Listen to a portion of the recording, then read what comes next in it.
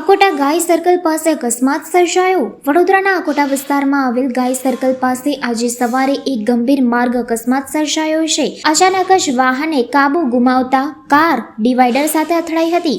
આ છે ગાય સર્કલ વિસ્તાર, જ્યાં એક સફેદ કાર આવી અન્યને બચાવવા નડ્યો અકસ્માત અને સીધી ડિવાઈડર સાથે અથડાઈ ગઈ। અકસ્માત એટલું ગંભીર હતો કે કારનો આગળનો ભાગ નષ્ટ થઈ ગયો છે।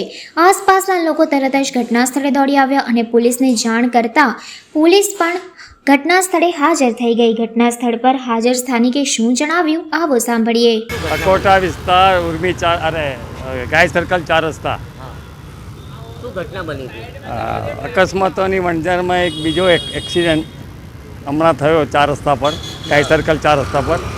એક સાયકલવાળા બચારા જતા હતા, એને બચાવવા જતા આ લોકોને થયો અને એ ડિવાઈડર પર અથડામણ થઈ ને એનું આગળનું રાઈટ સાઈડનું વ્હીલનું એક્સલથી માંડીને બધું ઓઇલ લીકેજ ને બધું તૂટી ગયું, એટલે વચ્ચે બ્રેક થઈ ગઈ, એટલે ગાડી ચાલતી નથી ને સંપૂર્ણ સારું એવું નુકસાન થયું છે એમને, અને બધા અંદરવાળા તો બચી ગયા છે।